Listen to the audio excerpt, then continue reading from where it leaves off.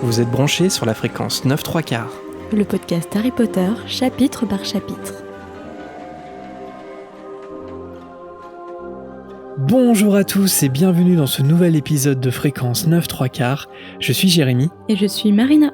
On est de retour pour la poursuite de notre relecture de la Chambre des Secrets et on retrouve nos personnages préférés très embêtés après la révélation faite par le journal intime de Tom Jedusor. En effet, Harry vient d'apprendre que le coupable d'il y a 50 ans n'était nul autre que leur ami Rubeus Hagrid. Une situation très inconfortable, d'autant plus que le monstre s'apprête à attaquer de nouveau, et cette fois-ci, beaucoup plus proche d'eux. Les péripéties et les retournements de situation sont donc loin d'être terminés dans ce deuxième tome, en espérant qu'on sorte indemne de ce nouveau chapitre pour retrouver vos messages dans la volière en fin d'émission. Il est temps de remettre sa cape d'invisibilité et de partir à l'aventure. Harry Potter et la Chambre des Secrets. Chapitre 14. Cornelius Fudge. Harry, Ron et Hermione étaient bien sûr au courant du penchant de Hagrid pour les créatures dangereuses. L'année dernière, pour rappel, il y a eu évidemment Norbert le dragon, ou encore Touffu qu'aucun des trois n'était prêt d'oublier. Sachant cela, Harry s'imagine que quand Hagrid était élève à Poudlard pendant les attaques, il avait sans doute cherché la créature pour l'apprivoiser, mais en aucun cas pour chercher à tuer quelqu'un. C'était simplement impossible. Même s'il en est convaincu, Harry il regrette d'avoir découvert cette révélation dans le journal intime de Jedusor. De leur côté, Ron et Hermione lui font tout le temps répéter ce qu'il a vu jusqu'à la nausée. Hermione suggère que le monstre n'était peut-être même pas du tout celui-là, même si Ron n'est pas convaincu. Ah, si seulement on écoutait plus Hermione dans Harry Potter.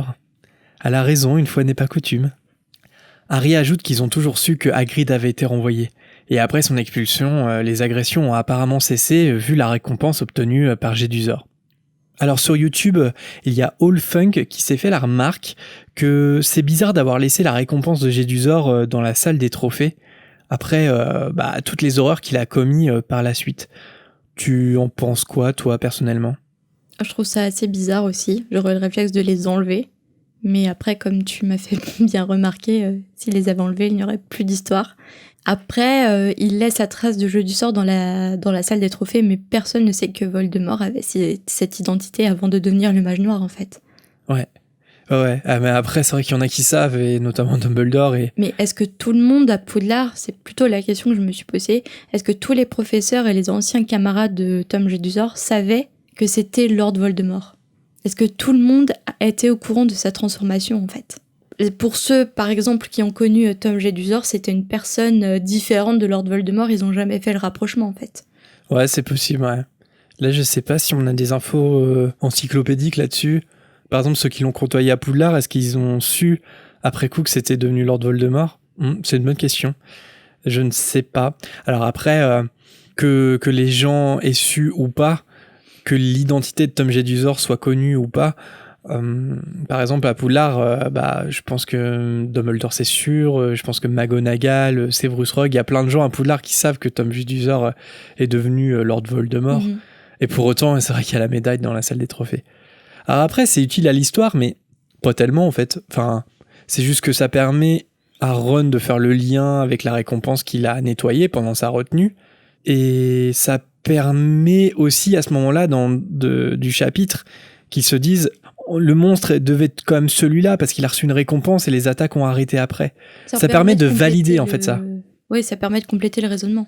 Ouais, mais après c'est pas non plus essentiel. Mais je trouve que c'était une bonne remarque parce que ce genre de choses, c'est même dans la vie réelle, on peut voir des gens qui obtiennent des récompenses et puis après coup on les enlève. Par exemple des sportifs ou des choses comme ça parce que entre guillemets ils ont mal tourné quoi, ou alors leur victoire était pas légitime. Et là clairement j'espère que après la Chambre des Secrets, après le tome 2, on l'a véritablement enlevé cette récompense parce que Harry va quand même prouver que c'était une supercherie en fait. Donc là ça serait un vrai scandale qu'elle soit restée, qu'elle soit encore en fait aujourd'hui dans la salle des trophées à Poudlard. Ron compare Jedusor à Percy parce que personne ne lui a demandé de dénoncer Hagrid. Hermione lui fait remarquer quand même que le monstre venait de tuer quelqu'un. Et Harry ajoute que sinon, Jedusor aurait dû retourner dans son orphelinat. Ron se mord les lèvres et il hésite un peu avant de demander à Harry s'il a bien vu Hagrid dans l'allée des embrumes avant la rentrée. Harry répond aussitôt qu'il cherchait un produit contre les limaces. Après un long silence gêné, c'est Hermione qui pose la question fatidique. Est-ce qu'il devrait aller voir Hagrid pour lui parler de tout ça ? Ron ne parvient pas trop à imaginer comment aborder la chose avec Hagrid en plaisantant un peu sur la façon de lancer le sujet. Finalement, tous trois décident de ne rien dire à Hagrid, à moins qu'une nouvelle agression ait lieu. Mais dans les jours qui suivent, la voix des incarnés ne se fait plus entendre et chacun d'eux a le petit espoir que tout ça soit terminé. Cela fait 4 mois depuis l'attaque de Justin et Nick. Peeves s'est lassé de ses chansons grossières sur Harry et Ernie Macmillan s'est même montré agréable avec Harry pendant un cours de botanique. D'ailleurs, au mois de mars, les Mondragons ont organisé une fête dans la serre numéro 3. Ce qui les approche petit à petit de la maturité et donc de la future guérison des victimes pétrifiées, comme le précise le professeur Chourave. Et donc de leur mort prochaine. Oui, c'est ça. Alors, je l'ai pas indiqué là, mais le professeur Chourave précise que quand elles seront assez matures pour se rendre rendez-vous les unes aux autres dans leur peau, c'est là où elles vont atteindre la maturité et c'est là où elles vont pouvoir guérir les élèves. Donc, entre guillemets, enfin, sous-entendu, une fois qu'elles seront un peu libres de leurs gestes, une fois qu'elles sont vraiment libres, ouais, voilà, et ben on va les tuer. C'est ça. C'est les vacances de Pâques et les élèves de 2e année doivent bientôt choisir les matières qu'ils souhaitent étudier l'année prochaine. Bien entendu, Hermione prend le sujet extrêmement au sérieux. Harry, de son côté, ne souhaite qu'une chose, abandonner les cours de potions. Mais malheureusement, comme le précise Ron, cela fait partie des matières fondamentales qui restent obligatoires. Alors est-ce qu'on parle à nouveau de la grammaire ou de l'orthographe qui devraient, elles aussi, être des matières fondamentales à Poudlard ? Oui, ils n'ont jamais de cours d'anglais pour améliorer leur langage, leur culture par rapport à leur langue. C'est assez étrange quand même. Je trouve que ça manque vraiment. Alors après, je vois pourquoi c'est pas présent, parce que sinon ça fait pas rêver les enfants, hein, clairement. Donc il faut de la magie, tu vois. Et avoir des cours d'anglais, c'est pas magique. Mais pour la crédibilité, quand même, je veux dire, ils arrêtent pas de gratter sur des parchemins. Enfin, finalement, ils suivent leurs cours comme des moldus. Mais oui. Et franchement, à 11 ans, t'as pas une super orthographe, t'as pas une super grammaire, tu sais pas très bien écrire. Donc c'est essentiel à cet âge-là. Si tu devais, toi, là t'es dans la salle commune de Gryffondor, t'es en 2e année et tu dois choisir tes matières, mais je sais pas, il faut que t'en choisisses qu'une seule. Une matière qui est enseignée à Poudlard, ça serait laquelle ? Moi, c'est les cours de sortilège. Ça me fait rêver et apprendre différentes formules, les gestes à faire sur la baguette pour que le sortilège soit jeté. Je trouve ça... Enfin, c'est vraiment la magie pure de Poudlard, en fait. Potion, bof. Ouais, bof. C'est l'histoire de la magie, non. Il y a de l'arithmancie. Non. Et divination, encore moins. Et toi ? Et botanique non plus. J'aime pas le jardinage. Ouais, je penche plus pour sortilège parce que je pense que c'est le cours le plus intéressant et le plus important quand t'es sorcier. Pas que les autres soient pas importants ou intéressants, hein, mais c'est... Enfin, je trouve personnellement. C'est un peu la base, les sortilèges. Ouais, c'est la base, ouais, voilà. Je pense que les cours de McGonagall en métamorphose, ils sont ultra importants, mais j'ai toujours eu un problème avec la métamorphose. Ouais. Il y a un moment, je vois... L'intérêt me semble extrêmement limité. Mais tu sais quoi, je me demande la divination si ça m'intéresserait pas en fait. Parce que on voit que dans le monde magique, bon, Trelawney c'est une supercherie, mais pas tant que ça, parce qu'elle fait quand même des prophéties, etc. Donc il y a quand même un aspect divinatoire dans le monde magique. Et d'essayer d'approcher cette magie-là, ça pourrait être intéressant en fait. Oui, si Firenze c'était prof. Ouais, c'est sûr que Trelawney, voilà quoi. Mais tu vois, les potions, genre, j'aimerais pas du tout avoir Severus Rogue comme prof, évidemment. Et en même temps, avec un autre prof, je pense que les potions, ça me plairait pas non plus. Surtout, c'est un peu... les ingrédients utilisés, c'est particulier. Faut broyer du scarabée, quoi. Ouais, c'est ça. Ron, lui, il dit que s'il pouvait, il laisserait tomber les cours de défense contre les forces du mal. Hermione est choquée d'entendre ça, mais Ron lui rétorque qu'il en a assez de Lockhart et que la seule chose qu'il a appris depuis le début de l'année, c'est de ne pas libérer des lutins en cage. Neville, de son côté, a reçu plein de lettres de sa famille pour lui donner toutes sortes de conseils. Ce qui ne l'aide pas plus, si bien qu'il demande l'avis de tout le monde autour de lui. Il n'est pas le seul à être perdu, Dean Thomas commence même à choisir ses matières au hasard avec sa baguette magique. Hermione, quant à elle, se prend beaucoup moins la tête et elle choisit absolument toutes les matières. Petite préparation paiement pour le tome 3, comme quoi tout est prévu d'avance par J.K. Rowling. Tout, bien sûr. Bah regarde là par exemple, le retourneur de temps, c'est sûr qu'elle le sait, parce que déjà dans le 2, elle prend toutes ces matières. Oui, mais elle pensait déjà peut-être à l'écriture du 3. Ouais. Le 3 qui est le tome suivant. Mais elle n'a pas non plus pensé jusqu'aux reliques de la mort, etc. Enfin, c'est mon avis. Ce n'est pas le mien. Elle a pu penser à des petites... je pense qu'elle a pu mettre des petites notes, ça serait bien de faire ça, d'avoir des idées par-ci, par-là. Mais jusqu'à la théorie où elle avait vraiment pensé aux Horcruxes, précisément... C'est pas une théorie, c'est sûr que oui. Je sais pas. Aussi développée, peut-être qu'elle avait une vague idée de ce que seraient les Horcruxes, mais toute leur histoire, j'ai un doute. Moi, je suis persuadé, mais... Enfin, si j'ai tort, pardon, mais je suis persuadé que le journal intime de Jedusor, dès qu'il apparaît dans la chambre des secrets, elle l'introduit comme un Horcrux, en fait. Et les 7 Horcruxes, elle les connaît déjà. Mais... Tu penses qu'elle connaissait les 7 ? Oh ouais. Ouais, elle les connaît. Alors après, elle avait pas écrit dessus ni rien, mais elle les connaît. Elle faisait plein de tableaux, de schémas, etc. Elle a passé un temps fou à préparer l'histoire avant de poser le stylo et de commencer à écrire. Donc, oui, et puis même si c'était pas dans des tableaux, dans des brouillons, c'était dans sa tête, c'est sûr. Donc tu penses qu'elle avait prévu 7 Horcruxes, 7 livres Harry Potter ? Ouais. Ok. Je pense que, enfin, tu vois, par exemple, sur le chiffre 7, c'est tellement présent dans les Harry Potter que ça peut pas être un hasard.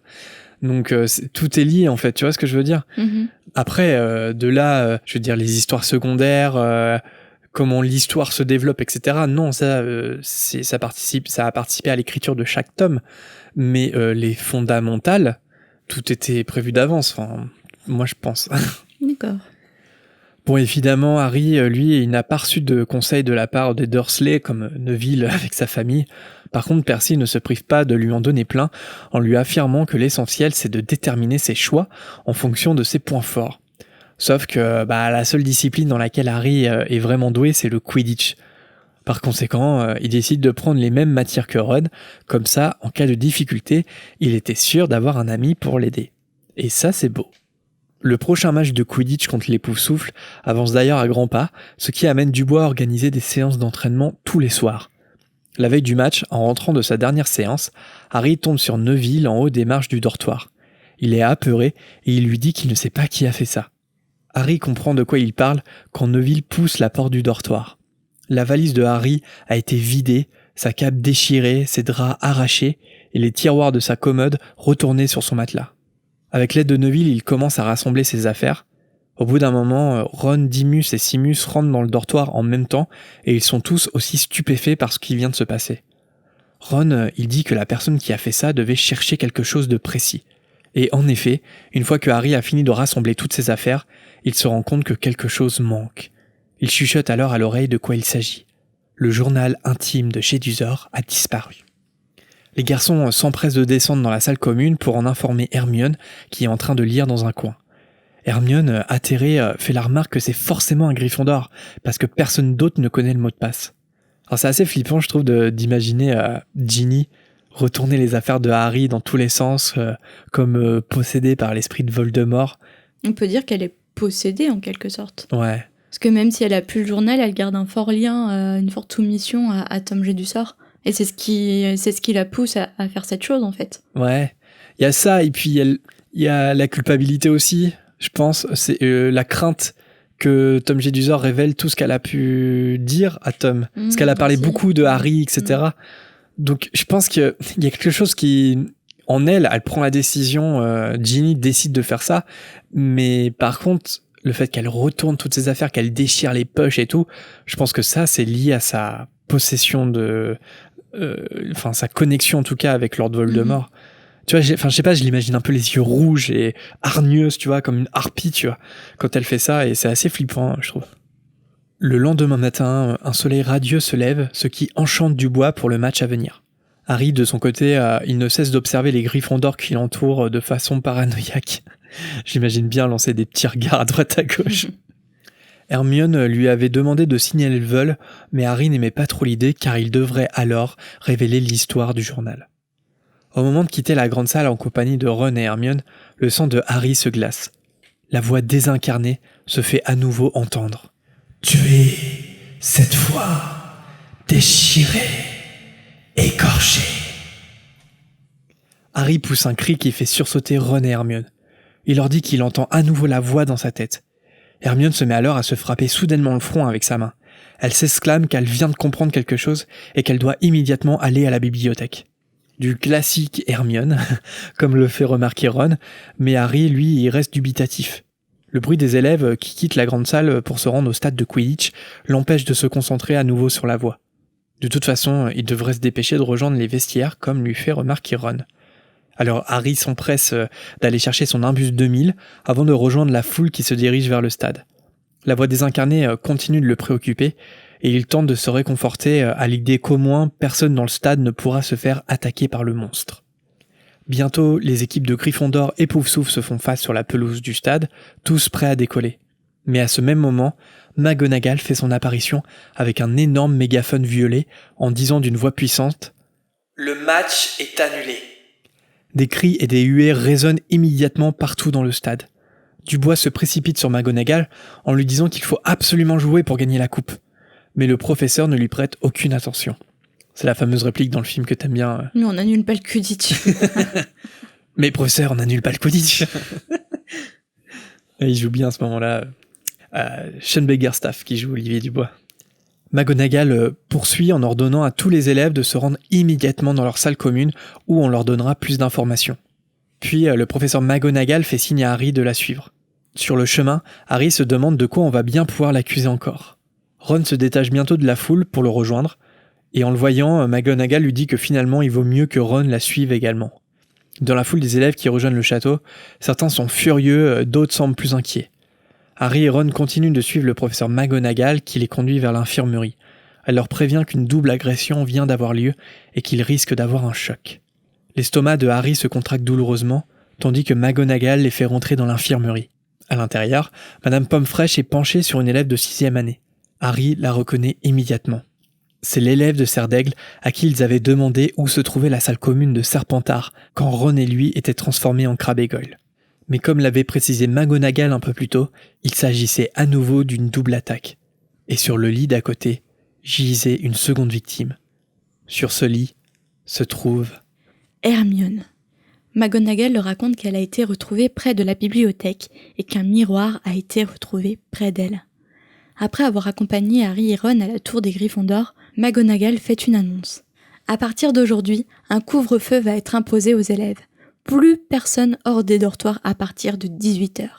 Les élèves ne circuleront plus seuls désormais. Après chaque cours, des professeurs les accompagneront dans la classe suivante. Et la pratique du Quidditch est également reportée et plus aucune activité ne sera autorisée le soir. Mais on peut pas supprimer le Quidditch. McGonagall leur confie être bouleversée.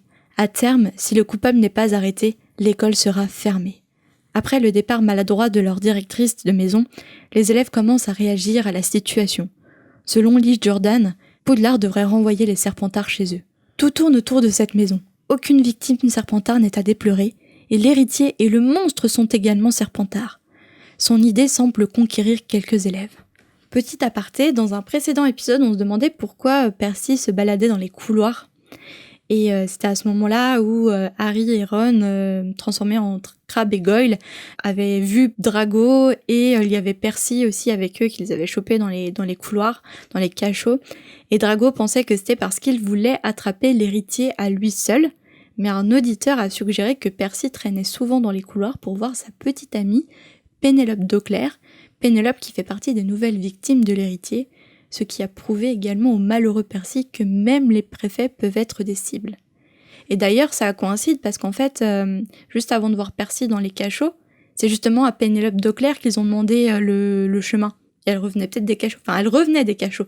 Donc en fait, ils avaient peut-être un petit date secret aussi avec Pénélope à ce moment-là. Mais je me demande même si c'est pas dit à la fin que, enfin, c'est sûr qu'on sait à la fin. J'ai un souvenir de ça, oui. On sait que Percy et Pénélope Dauclair sont ensemble, Mais est-ce que c'est précisé à la fin qu'ils se donnaient rendez-vous dans les cachots, dans un coin sombre? Ça, je ne sais plus. Mais Et du coup, ça concorde. ouais, ça concorde. Après, est-ce que pour autant, c'est Percy traîne pas aussi dans les couloirs pour chercher l'héritier à lui tout seul? Il y Peut-être a un des deux mélange. aussi, je pense. Alors que Percy, lui, pensait à sa pauvre Pénélope d'Auclair, mais Harry, lui, de son côté, ne peut pas s'empêcher de penser à Hermione, étendue sur son lit à l'infirmerie. Et en ce moment même, il a pu comprendre ce qu'a ressenti Tom Jedusor en dénonçant Hagrid, car si Poudlard ferme, il serait condamné à vivre chez Dursley. Il décide alors de parler à Hagrid qui, selon Jedusor, a ouvert la chambre il y a 50 ans. Et pour braver le couvre-feu, rien de tel que l'aide d'une bonne vieille cape d'invisibilité. Or, le narrateur dit que Harry n'avait hérité que d'une seule chose de son père, et je dis que c'est faux. Il oublie un peu le tas d'or qui dort à Gringotts. Il en fait quoi, le narrateur? Ouais, c'est vrai. Harry, il a une sacrée fortune en plus de la cape. D'avoir une relique en plus.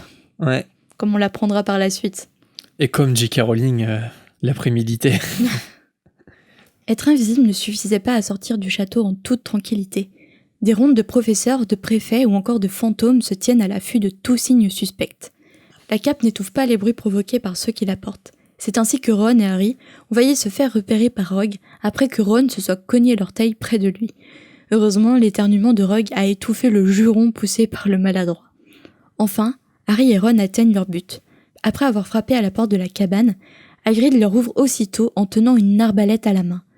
Il paraît perturbé, incapable de se concentrer. À ton avis, pourquoi Hagrid tenait une arbalète à la main? Il se protégeait contre qui, l'éventuel héritier? L'héritier, non, mais je pense que... Parce que même s'il avait eu peur de se faire arrêter, il n'aurait pas accueilli le Premier ministre ou encore Dumbledore avec son arbalète. Je pense qu'il sait qu'après la double agression qui vient d'avoir lieu, on va se jeter sur lui, surtout que Hermione était proche de lui. Donc il s'attend à ce qu'on vienne le chercher. Après, il vise pas Dumbledore ou même Cornelius Fudge, mais je pense que si Lucius Malfoy était arrivé avant tous les autres, je pense qu'il aurait eu le droit à la petite arbalète. Je me demande même s'il le fait pas en prévision de Lucius Malfoy. Mais peut-être tant mieux pour eux deux. Dumbledore et Cornelius Fudge arrivent avant, quoi. Alors qu'ils s'apprêtent à leur servir du cake pour accompagner leur eau bouillante, Hagrid était tellement perturbé qu'il a oublié de leur verser et de leur donner du thé pour accompagner cette eau bouillante. Un nouveau coup frappe à la porte. Après avoir bien vérifié que Harry et Ron se sont bien cachés sous la cape, Hagrid ouvre la porte. Le visiteur est Albus Dumbledore, qui entre accompagné d'un petit homme à l'air anxieux. Ron chuchote à Harry que c'est le patron de son père, Cornelius Fudge, le ministre de la magie. Fudge annonce alors à Hagrid que le ministère doit agir. Les choses sont allées beaucoup trop loin. Il y a eu 4 agressions d'enfants déjà. Devant le regard implorant de Hagrid, Dumbledore dit au Premier ministre que Hagrid a son entière confiance et que l'éloigner de l'école ne servira à rien. Mais selon le Premier ministre, ses antécédents ne jouent pas en sa faveur. En plus, les membres du conseil d'administration se sont consultés et les yeux sont rivés sur lui. Il doit emmener Hagrid. Tremblant, Hagrid demande à Fudge où est-ce qu'il compte l'emmener. Tout en évitant son regard, le Premier ministre lui dit que ce n'est pas une punition, c'est juste une précaution. Et si le coupable est retrouvé, ils libéreront Hagrid avec toutes leurs excuses.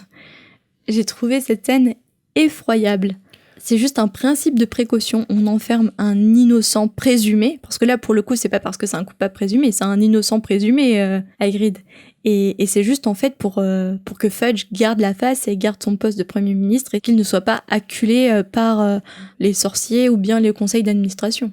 Ouais, c'est ça, c'est que c'est une double précaution. Une précaution d'abord si jamais Hagrid est bien le coupable. Sur un coup de chance. Ouais. Et puis une précaution aussi pour sauver la face du ministère et de lui, du ministre de la magie, quoi.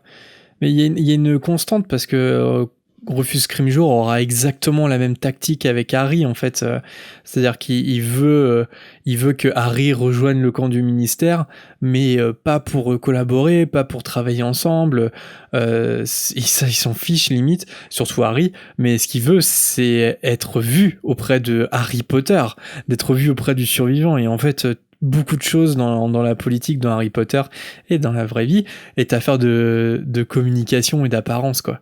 Parce que en vérité, Fudge, il agit pas du tout, il fait absolument rien, il est complètement démuni. D'ailleurs, il va le dire tout à l'heure quand Malfoy va arriver avec l'ordre d'expulsion. Il va dire mais non, il faut pas expulser Dumbledore, sinon c'est la fin. Donc tu vois, c'est un aveu d'échec de sa part, c'est-à-dire que il s'en remet complètement à Dumbledore. Donc oui, c'est la politique dans Harry Potter, il y a plein de choses à en dire et les ministres sont assez incompétents. En tout cas, ils brillent par leur incompétence. Les politiques sont assez incompétents. Les journalistes aussi n'ont pas bonne presse auprès de J.K. Rowling. Donc on voit bien l'image qu'elle a de la politique et du journalisme. Ouais, c'est vrai que ça tabasse pas mal d'un côté comme de l'autre. Ah ouais. Je pense qu'elle fait passer des petits messages. Avant que Fudge n'ait le temps de répondre à Hagrid, qui lui demande dans un rugissement s'il ne comptait quand même pas l'emmener à Azkaban, de nouveaux coups à la porte se font entendre. C'est grosse soirée dans la cabane d'Hagrid, là. C'est un projet X. Cette fois-ci, c'est Dumbledore qui va ouvrir au nouveau visiteur, qui n'est autre que Lucius Malfoy, qui affiche un sourire froid et glacial en constatant la présence de Cornelius. Furieux, Hagrid lui demande ce qu'il fait là et lui intime de sortir de sa maison. Lucius raconte qu'il cherchait Dumbledore et qu'on lui a indiqué qu'il était ici, non sans jeter un regard de dédain sur la cabane d'Hagrid. Dumbledore, sur un ton poli, lui demande alors pourquoi il voulait le voir. Malfoy lui présente un ordre de suspension, accompagné des 12 signatures réglementaires. Le conseil d'administration de l'école a en effet estimé qu'il n'est plus à la hauteur de la situation. Il précise qu'à ce rythme, il n'y aura plus d'enfants de Moldu à Poudlard et qu'il s'agirait d'une énorme perte. Et à ce moment-là, on le croit tout à fait. Après, quand on y pense, depuis le début des attaques, Dumbledore, il a rien fait non plus pour que ça s'arrête. On en avait déjà parlé de ça, c'est quand même hyper étonnant que l'enquête ait mené à rien, surtout qu'il fallait simplement interviewer Mimi Géniard.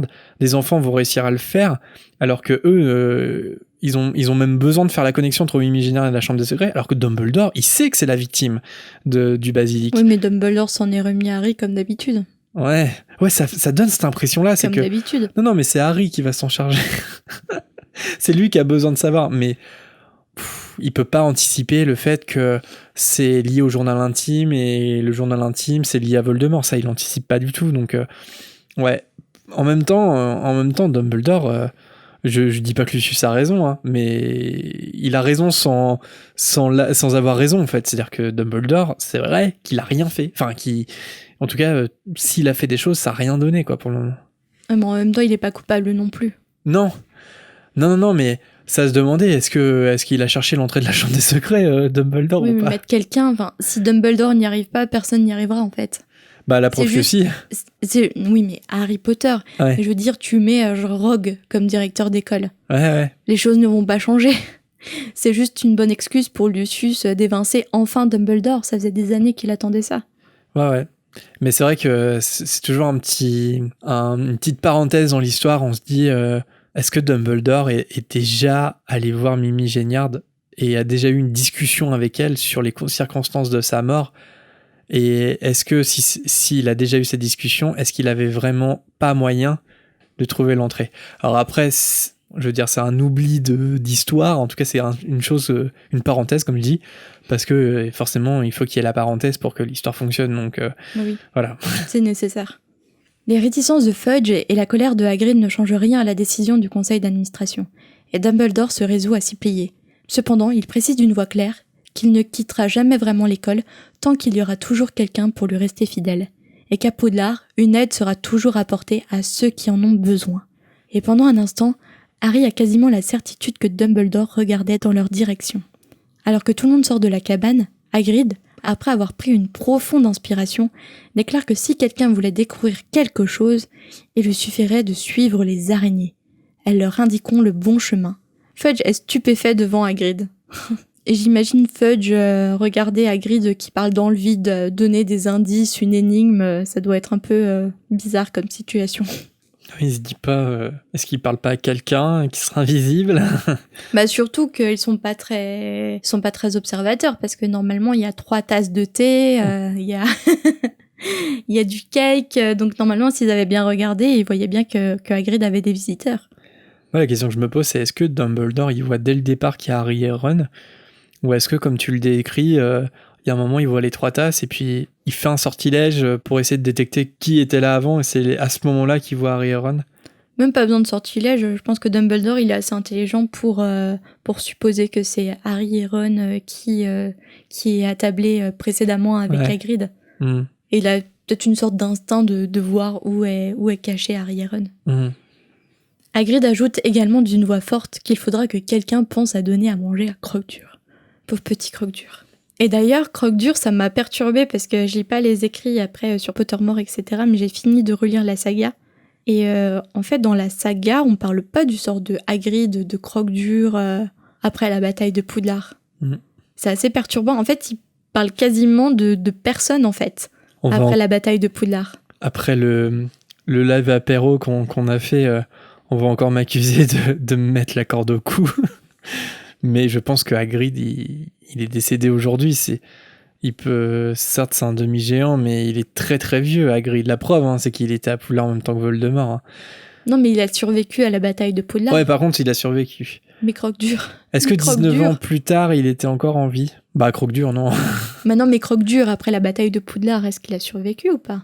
Ah ouais, je pense que oui, non ? Bah, j'espère.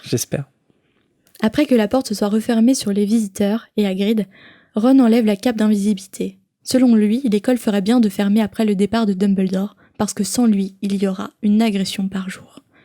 Croque-Dur se met alors à gémir en grattant à la porte.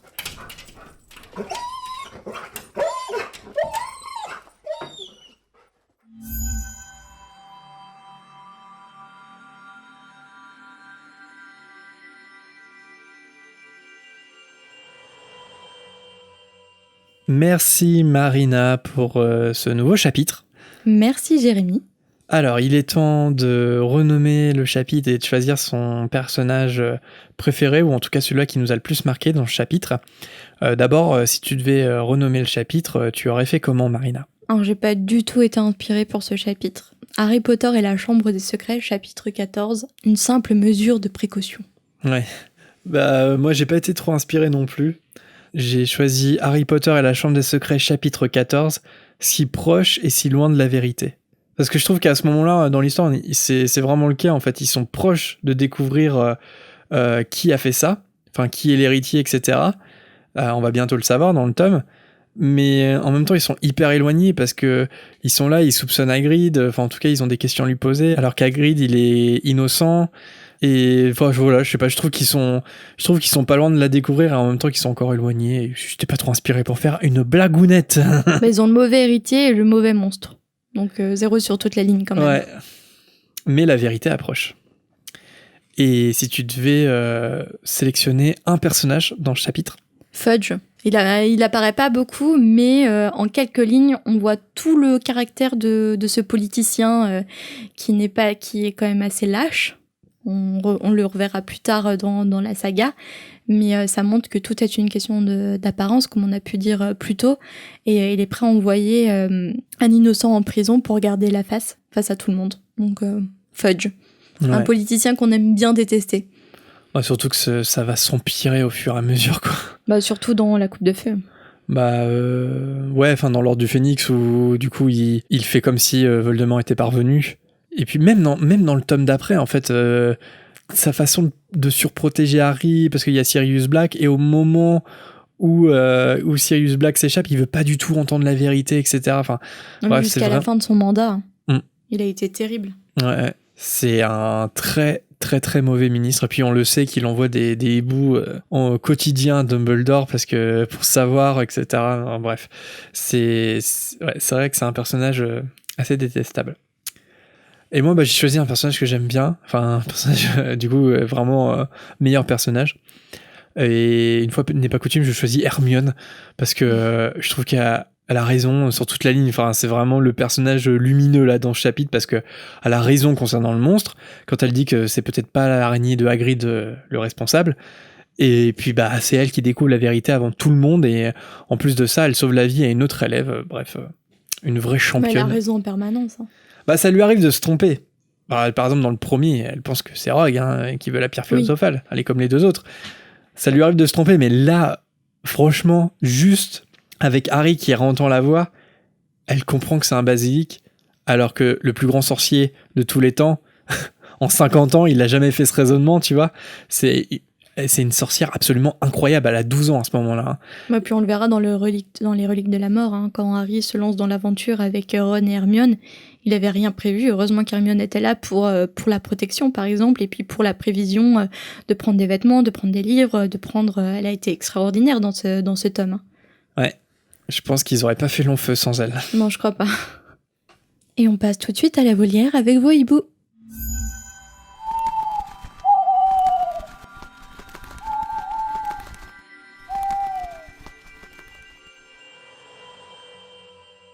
On commence par un premier hibou sonore, celui de Leslie. Salut Marina, salut Jérémy. Donc pour répondre à votre question, moi j'ai trouvé votre podcast en cherchant un podcast à écouter, mais je savais pas trop sur quoi et il y a pas mal de temps j'avais déjà cherché sur le thème d'Harry Potter, mais j'avais pas trouvé quelque chose d'assez pertinent. Et là, il y a un mois à peu près, j'ai recherché et je suis arrivée sur le quai du Poudlard Express voie 9/3 directement chez vous dans votre podcast que je trouve très intéressant, même avec vos petites anecdotes qui sont toujours très drôles. Donc je voulais réagir avec vous concernant un ancien podcast par rapport au fait que les Dursley donnent peu à manger à Harry, mais en donnent quand même, et qu'ils lui avaient laissé la chambre de Dudley. Donc je suis pas sûre, mais je crois avoir entendu que en fait Dumbledore les avait un peu menacés, comme quoi fallait qu'il donne quand même le strict minimum à Harry, qu'il le respecte un minimum. Et que au fond, je pense que les Dursley avaient un peu peur de Dumbledore. Voilà. Et sinon, j'avais une question pour vous.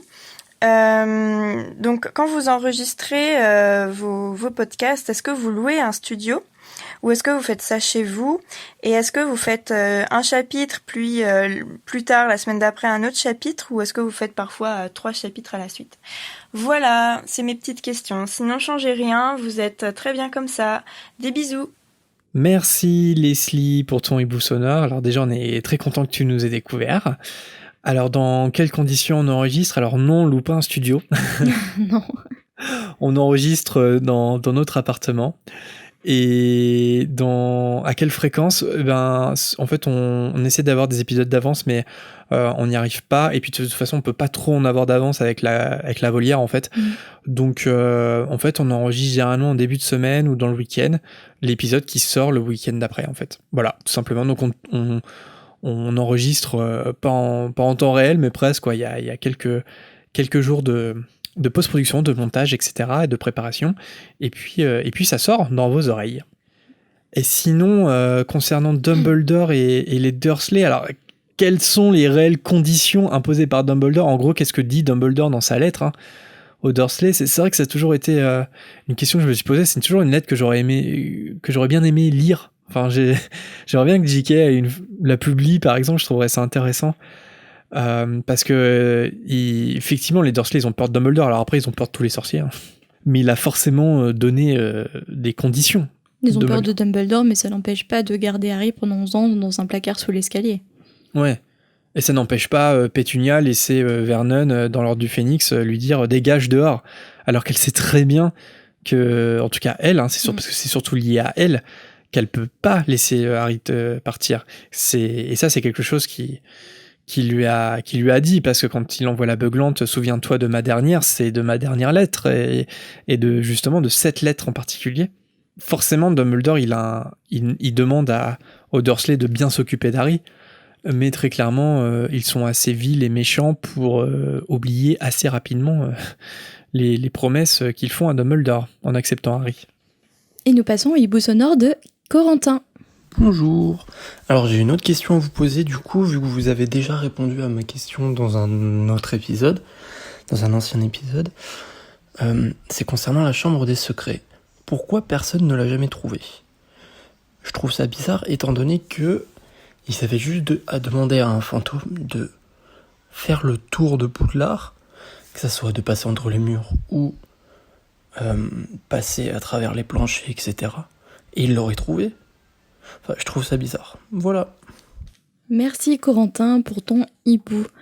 Déjà, pourquoi aucun élève ou professeur ou autre n'ont jamais trouvé la chambre des secrets? C'est aussi qu'il faut avoir la faculté de parler fourche langue en fait pour entrer dans la chambre des secrets. Donc une capacité que très peu de personnes a. Et puis pour la question des fantômes, est-ce que les fantômes ont une réelle volonté de fouiner entre guillemets à travers le château, ou est-ce qu'ils errent est-ce qu'ils ont un itinéraire tout tracé? Enfin, j'imagine mal les fantômes chercher quelque chose à Poudlard. Ils sont juste dans leur monotonie de fantômes, en fait, et je les vois mal aller dans un sous-sol ou aller chercher dans les tuyaux les canalisations de Poudlard pour éventuellement trouver la chambre des secrets. Je pense que les légendes, c'est un peu au-dessus d'eux. Ouais, on va dire ça, quoi. Mais de toute façon, il faut pas que des personnages découvrent la chambre des secrets. Et effectivement, les fantômes, ça fonctionne bien. Après, on sait quand même, j'ai l'impression que Mimi Géniard, c'est quand même une petite fouineuse, quoi. Donc, et elle se balade dans les tuyauteries et tout. C'est vrai que Mimi Géniard aurait très bien pu tomber sur la chambre des secrets. Et je pense que en ayant cette information-là, fouineuse comme elle est, est-ce que tu vois, ça pourrait être possible quand même, mais après c'est quand même pas mal dans les profondeurs du château, hein. Ouais. Il faut vouloir pour tomber sur la chambre des secrets. Ouais, c'est vrai. Alors après, Mimi Géniard s'est dit quand même que elle passe dans les toilettes, elle va dans la plomberie et elle finit dans le lac. donc ils peuvent sortir du château aussi, quoi. Mais comme on a dit dans cet épisode et puis dans les précédents, c'est que de toute façon il faut pas que la chambre des secrets soit découverte avant que Harry la découvre, et je pense que c'est ça la seule et réelle raison, parce que par exemple moi je trouve que Dumbledore ça tient pas trop. C'est vrai que si on y réfléchit trop, c'est presque de l'incohérence que Dumbledore ait jamais trouvé la chambre des secrets, voilà. Donc pourquoi personne ne l'a jamais trouvé? Parce qu'il fallait que personne ne la trouve. On a besoin de l'histoire. Voilà. Nous passons au hibou de Flavie. Salut la fréquence, je m'appelle Flavie et j'ai 13 ans, et mon frère Timothée a 10 ans. On adore votre podcast, mon frère et moi on se posait des questions sur les animagus. Timothée se demandait si les loups-garous peuvent être des animagus, et moi je voulais savoir si on pouvait choisir l'animal en lequel on se transforme. Je ne pense pas, parce que je ne vois pas comment on pourrait se transformer volontairement en rat, comme queue de verre, c'est trop nul. Voilà, on espère que vous pourrez nous répondre, surtout continuez comme ça, et vous êtes géniaux. Merci beaucoup Flavie pour ton hibou. Alors si ma mémoire est bonne, on ne peut pas choisir sa transformation en fait. On peut pas choisir son animal, c'est vraiment la loterie. Donc tu peux tomber sur un joli chat tigré comme McGonagall il me semble, et être comme queue de verre et se transformer en rat. Et c'est horrible parce qu'en fait la transformation elle est longue, elle est douloureuse. Enfin déjà le processus est long, très très long, ça peut durer des années avant de pouvoir se transformer, et en plus la première transformation apparemment est horriblement douloureuse, et tu fais tout ça et au final tu ne peux pas choisir l'animal dans lequel tu es transformé. C'est affreux, il faut vraiment le vouloir pour être animagus. Après, je pense que l'animal qui s'impose à toi, je pense que c'est un espèce d'animal totem, tu vois, qui te correspond de toute façon parce qu'il fait partie de toi. Et non, mais oui, t'as à peu près tout dit. Alors, on a ces infos-là, pas dans les livres, hein, mais il y a eu un livre, un e-book plus précisément, publié par Pottermore en 2016, qui s'appelle Nouvelles de Poudlard, héroïsme, tribulation et passe-temps dangereux. Et c'est dans ce e-book en fait qu'on a eu tout le processus. Il y a 10 étapes en fait pour se transformer en animagus. Et c'est dans ce e-book de Pottermore que ça a été précisé. En fait, il y a 4 chapitres de J.K. Rowling, donc tout est écrit par J.K. Et en fait, c'est dans le premier chapitre qui est consacré à McGonagall et donc en partie à la transformation en animagus. Et voilà, et sans rentrer dans les détails, ouais, c'est très compliqué, ça peut prendre du temps, comme tu disais, parce que ça implique par exemple de garder une feuille de mandragore dans la bouche pendant un mois entier. Donc je sais pas si vous avez essayé, peut-être pendant le confinement, c'est peut-être le moment. Il faut trouver une chrysalide d'un sphinx tête de mort, ou encore il faut répéter une incantation jour et nuit avant l'arrivée d'un orage. Donc voilà, on voit un petit peu la difficulté de la tâche quand même. Pendant un été de canicule, c'est compliqué l'orage. Voilà. Donc voilà, donc c'est une espèce d'image mentale qui s'impose au sorcier une fois que le sorcier est arrivé au bout du processus. Donc ce n'est pas le sorcier qui choisit cette fois-ci. Un prochain hibou de Lucille. Je voulais savoir, est-ce que je suis vraiment la seule à me fier qu'aux films et qu'aux livres de Harry Potter ? Parce que franchement, moi, tout ce qui est Pottermore, théorie, tout ça, ça ne m'intéresse pas, parce que je veux faire mes propres opinions, mes propres petites anecdotes, etc. De plus, je n'ai en ma possession aucun objet dérivé, quoique finalement, je vais peut-être en acheter quelques-uns. Je voulais juste savoir votre avis, parce que du coup, je me sens un peu comme une fan de l'ombre, et donc pas une vraie fan de Harry Potter. Merci Lucille pour ton hibou intéressant. Alors déjà la première chose que moi je dirais personnellement, c'est que il n'existe pas de vrais fans de Harry Potter. Je veux dire, même si on apprécie simplement regarder les films de temps en temps et qu'on se retrouve dans cet univers, si on a envie de se dire fan de Harry Potter, eh bien on est fan quoi. Il y a pas des cases à remplir et on passe pas devant une commission pour se dire fan. Donc non Lucille, tu es la fan que tu as envie d'être et voilà, il y a aucun problème là-dessus. Et en plus concernant Pottermore et etc, c'est vrai que t'es loin d'être la seule. Hein. Non, bah moi notamment. Je suis tout à fait comme Lucille, hein. Je m'accroche pas aux théories, à Pottermore et compagnie. Avant le podcast, je m'étais jamais intéressée aux écrits de Pottermore. Je n'avais jamais été sur les forums ou autre. Donc c'est tout nouveau pour moi et j'essaye de différencier le monde que je me suis créé en lisant la saga et les petits ajouts de Pottermore et compagnie. Ouais, ça fait pas de nous des moindres fans. Non, bah ouais. En fait, moi, c'est un peu pareil avant de faire du podcast. Pottermore, j'y allais, je lisais un petit peu, mais déjà, j'aimais pas trop le site à la base, j'aimais pas trop comment il était construit. En fait, j'ai toujours trouvé ça, mais avec le Wizarding World, c'est toujours pareil. Je trouve toujours ça un peu bizarre qu'il y ait à la fois des écrits de J.K. Rowling et en même temps des articles qui sont écrits par la rédaction de Pottermore. Et qui sont donc officiels, mais pas vraiment, parce que, c'est pas comme si c'était un article de JK, donc des fois c'est des articles qui apportent pas grand chose, et en même temps, des fois ça peut nous apporter des informations aussi. Bref, c'est beaucoup de nouvelles informations, et qui sont pas toutes essentielles, et en plus qui sont pas toutes écrites par J.K. Rowling. Après, c'est vrai que moi, en développant ma passion pour Harry Potter, notamment avec tout ce qu'a pu développer J.K. Rowling par la suite, c'est vrai que j'aime bien parce que j'adore la cohérence qu'elle a dans son univers et on sent qu'elle a développé un univers tellement grand qu'elle a pas pu tout mettre dans les livres et j'aime bien en fait j'aime bien la lire. Enfin voilà, j'aime bien quand elle écrit là-dessus, j'aime bien quand elle écrit sur cet univers, elle est toujours pertinente, toujours intéressante. Mais après il y a pas de règles, c'est-à-dire qu'on a très bien le droit de se dire elle n'est pas toujours pertinente dans ses interviews et dans ses réponses. Je pensais plutôt à ses écrits, tout ce qu'elle a écrit sur Pottermore, etc. Oui, mais les petits éléments qu'elle rajoute à droite à gauche dans les interviews, c'est pas toujours pertinent. Ouais, ça c'est un débat. Ouais. Par exemple, d'avoir dit que Dumbledore était homosexuel, ça c'était dans une interview. Est-ce qu'il y avait vraiment besoin de le dire dans une interview ? Est-ce que justement ça méritait pas tout un article sur Dumbledore, etc. Je suis d'accord. Mais voilà, de toute façon, on a le droit de décider ce qu'on prend et ce qu'on prend pas. Et par exemple, il y en a qui n'ont jamais lu les Harry Potter. D'ailleurs, on reçoit des hiboux de temps en temps comme ça. Des gens qui nous disent « Ah, j'apprends plein de choses parce que j'ai jamais lu Harry Potter. » Et c'est pas pour autant que c'est... Voilà, si vous avez jamais lu Harry Potter, vous pouvez être fan. Enfin, je sais pas, il n'y a pas de règle. Enfin, ça me met mal à l'aise cette idée qu'il y aurait une règle pour être fan. Donc non, chacun son canon, comme je dis souvent, ce qu'on appelle le head canon.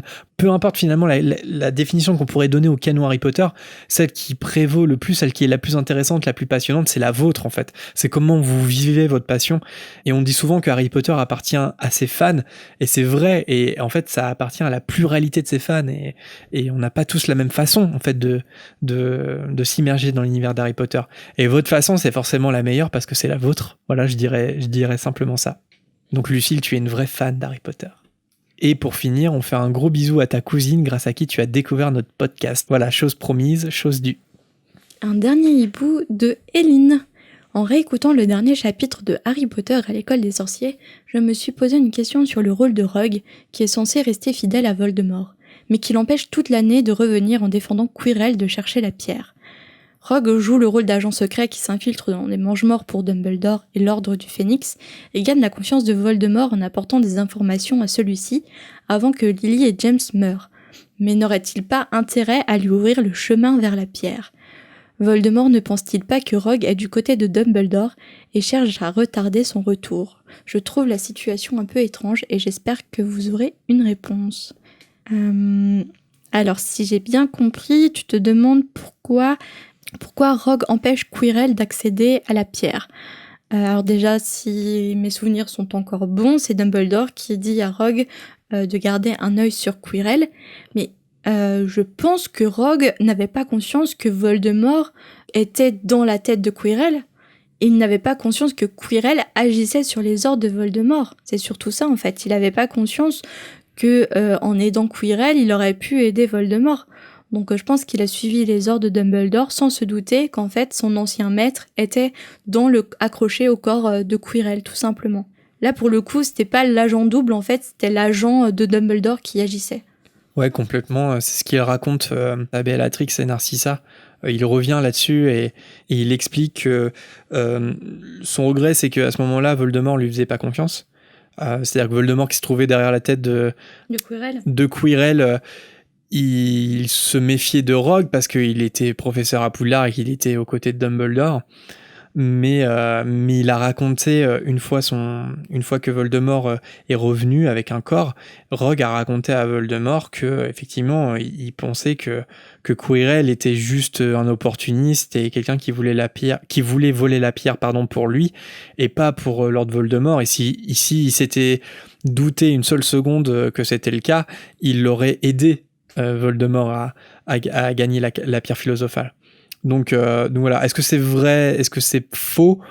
En tout cas, Lord Voldemort, il a cru Rogue, et donc c'est pour ça qu'il lui fait entièrement confiance après son retour. Mais voilà, en tout cas, c'est les raisons que donne Rogue, et je pense qu'il a raison, parce que je pense pas qu'il sache que Quirrell est un partisan de Voldemort. Ouais. Donc Éline, on n'hésite pas à rejeter un œil sur le début du Prince de Sang Mêlé. Severus Rogue donne toutes ses précieuses réponses. Et voilà pour la volière de cet épisode. Comme chaque semaine, on remercie tous ceux qui nous ont contactés par hibou depuis le dernier épisode. Merci à Ilana qui est passée du podcast à notre fréquence et qui nous fait de beaux compliments, à Jeanne qui nous a partagé une théorie dont on venait tout juste de parler, à Alice, pareil cette fois c'est au sujet de l'épouvantard, à Maximilien pour son hibou sur la carte du maraudeur et à Night San pour ses compliments. Merci aussi à Céline qui nous écoute sur Podcast Addict, à Noah, Julia dont c'est l'anniversaire, joyeux anniversaire Julia si tu écoutes l'épisode au moment où il sort. Merci à Roxane qui a rebondi sur le couple Neville et Luna, à Clément, à Nelly qui nous écoute en faisant sa couture, à Laura, cette fois c'était un message sur Guy Fawkes, et enfin merci à Julien pour son hibou concernant la pierre philosophale. Si vous êtes à l'aise avec l'anglais, on vous conseille également le conte publié gratuitement par J.K. Rowling et qui s'intitule The Icabog. Ça a été une grosse surprise d'apprendre ça cette semaine. C'est un conte que J.K. a écrit il y a plus de 10 ans et avec le confinement, elle a décidé de le retoucher un peu et de le publier librement sur un site internet au rythme de 1 ou plusieurs chapitres par jour. Au moment où on enregistre, on en est au chapitre 10. Alors c'est un conte orienté plus enfant, pour les 7-9 ans on pourrait dire, mais c'est très agréable et intéressant à lire pour les adultes aussi. Ça n'a aucun lien avec Harry Potter, c'est important de le signaler. Et autre initiative assez chouette, c'est qu'il y a un concours sur le site pour les enfants qui souhaitent proposer leur illustration. Le livre sera publié en novembre et chaque maison d'édition choisira les meilleurs dessins pour son édition papier. À noter que J.K. ne fera pas partie du jury, mais qu'elle réagit en ce moment à beaucoup de dessins publiés sur Twitter. Alors pour le moment, le concours n'est pas accessible pour la version française, mais ça pourra arriver prochainement, certainement. Et en tout cas, Gallimard a déjà annoncé qu'une version française du conte va exister. Bref, pour le moment, ce n'est accessible qu'aux anglophones, et si vous en faites partie, profitez-en. Pour finir avec nos recommandations habituelles, n'hésitez pas à nous suivre sur Facebook, Twitter et Instagram. C'est le moyen de garder contact entre la sortie des épisodes, de vous tenir au courant ou de faire quelques quiz sur le dernier podcast sorti. On a aussi un groupe privé Facebook pour discuter si vous êtes intéressé. Les liens sont tous disponibles en description. Et enfin, on a réceptionné nos affiches et nos cartes de visite. On va en faire profiter nos tipeurs du mois de mai et du mois de juin à partir du rang joueur de Quidditch. Donc si vous souhaitez recevoir ces contreparties, rendez-vous vite sur notre page Tipeee. Et au-delà de ces envois ponctuels de goodies, c'est surtout le moyen de soutenir notre projet bénévole et nous permettre de faire évoluer le podcast. Comme d'habitude, merci à tous les tipeurs du moment qui soutiennent le podcast pour tous ceux qui l'écoutent. Marianne, Adélaïde, Marion, Manon, Kevin, Cyanide, Miss Bookin, ADSL, Aurélien. L'arithmancien, Yonde, Jessica, Mademoiselle Or, Louison, Adrien, Calma Robot, Mathilde, Cécile et Lucie. Merci beaucoup à tous. Un autre moyen de soutenir notre projet, c'est bien entendu d'en parler autour de vous, à tous ceux qui seraient susceptibles d'apprécier l'écouter. Et si vous nous écoutez sur l'appli podcast de votre iPhone, n'oubliez pas les petites étoiles et un commentaire, ça nous fait toujours extrêmement plaisir. Allez, on se retrouve la semaine prochaine pour le chapitre 15 de la Chambre des Secrets, où l'on va rencontrer un certain Aragog. À bientôt. À très vite.